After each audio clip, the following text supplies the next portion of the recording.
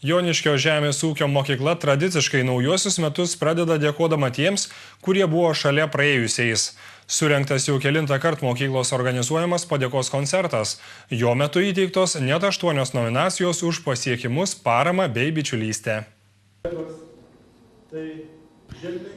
Joniškio kultūros centre vakar dalintasi gerumu. Čia žemės ūkio mokykla surengė jau tradiciją tampantį padėkos koncertą "Gerumo nebūna per daug" ir nominacijų "Ačiū" teikimą. Mokyklos direktoriaus pasakojimu šiuo renginiu norima įvertinti praėjusių metų pačius svarbiausiuosius – bendruomenės atstovus, draugus bei rėmėjus.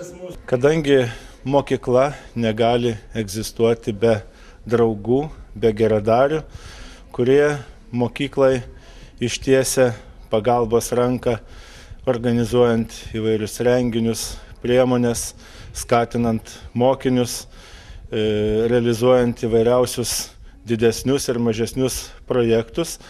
Taigi ir mūsų mokykloje per metus taip pat yra darbuotojai, mokiniai, mokytojai pasiekę gražių rezultatų.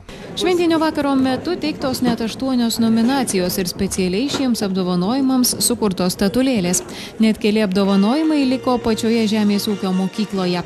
Už metų įvykį įrengtą žemdirbystės floristikos laboratoriją statulėlę atsiėmė direktorius. Bene jautriausia padėka, nominacija "Tiesiog nuoširdus ačiū" taip pat atiteko saviems. Mes nominuosim šią nominaciją mokyklos rūbininkė, kuri kiekvieną rytą, iš ankstaus ryto pasitinka kiekvieną mokinį, kiekvieną darbuotoją įėjusi. Tiesiog už tą nuoširdų gerą trūsą, tai yra Lilija Lauruškienė. Kitos nominacijos teiktos už metų projektą, atradimą, konkursą bei reprezentaciją. Statulėlės įteiktos ir už metų paramą bei metų partneriams. Šios padėkos atiteko ilgamečiams bičiuliams, socialiniams partneriams, kurie aprūpina mokyklą būtina žemės ūkio techniką mokiniams mokyti, teikia finansinę paramą, bei bendroviai, kuri parūpina mokykloje organizuojamų tarptautinių konkursų dalyviams apdailos medžiagų, statybinių mišinių, sudaro sąlygas mokiniams ir patiems apsilankyti gamykloje. Mes matom didelę perspektyvą, jog jaunieji, galbūt ar ūkininkų vaikai, ar tiesiog jaunieji vaikai, jie baigę mokyklą, galėtų pasirinkti būtent tą sritį ir šaką, kuri Lietuvoje kasdien, galbūt metai iš metų, tampa perspektyvesnė. Tai štai čia yra ruošiami ir mechanizatoriai, ir vėlgi viena iš tokių specialybių, kaip užsienį vadinama fermerio specialybė.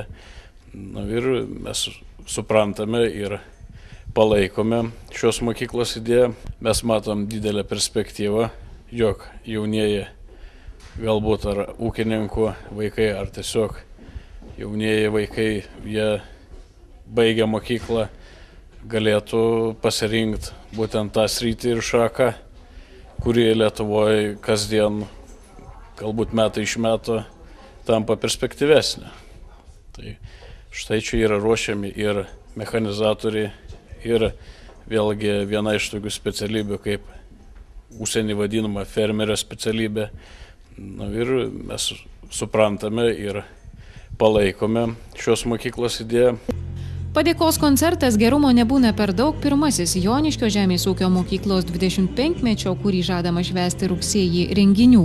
Direktorius džiaugiasi, kad mokykloje begalė talentingų mokinių bei meno kolektyvų. Būtent jie dovanojo susirinkusiems koncertą.